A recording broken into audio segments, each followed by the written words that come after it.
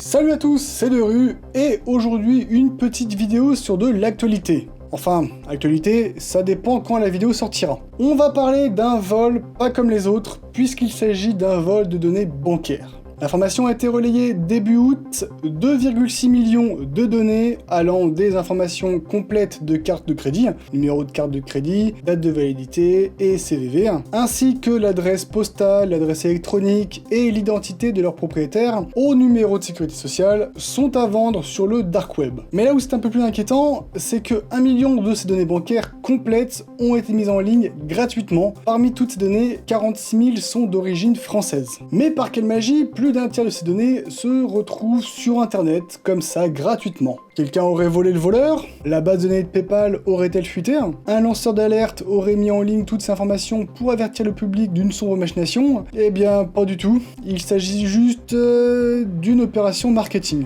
En effet, afin de promouvoir leur site illégal de vente de cartes bancaires, des pirates ont mis en ligne une partie de leurs marchandises afin que de potentiels clients puissent tester de leur qualité. Et ça fait froid dans le dos quand on sait qu'il y a tout ce qu'il faut pour usurper l'identité des propriétaires d'origine des cartes bancaires. Mais comment toutes ces informations ont pu être volées?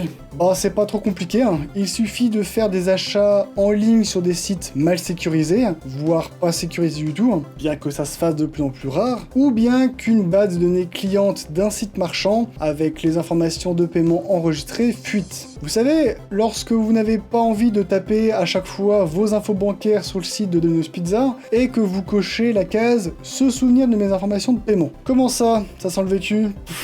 Je vois pas du tout de quoi vous parlez, hein.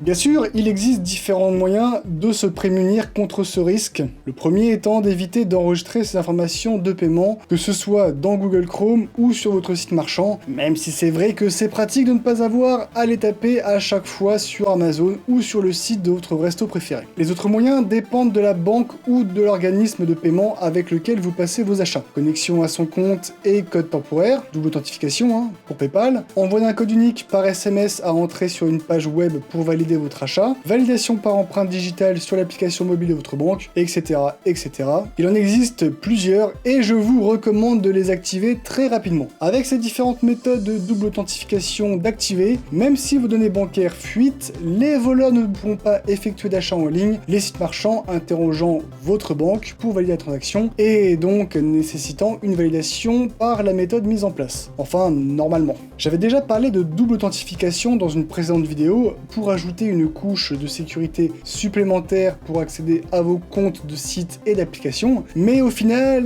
ça s'applique pour tout, même à la validation d'achats en ligne. Nous vivons à une époque où juste une clé pour ouvrir une porte n'est plus suffisante, il en faut au moins une deuxième et de nature différente. Pour plus d'informations sur la double authentification, je vous renvoie sur le Derutech numéro 14 qui traite du sujet. Mais d'abord, sécurisez vos transactions bancaires. J'espère que cette vidéo vous aura plu. Si c'est le cas, abonnez-vous et laissez un pouce bleu, ça me permet d'évaluer l'intérêt que vous portez à mes vidéos. N'hésitez pas à partager cette vidéo pour qu'elle soit vue par un maximum de personnes. Et si vous avez une remarque ou un commentaire à faire sur la vidéo, vous pouvez laisser un petit commentaire. Sur ce, je vous souhaite une bonne nuit, bonne soirée, bonne journée. Et surtout, n'oubliez pas, la sécurité est l'affaire de tous. Ciao!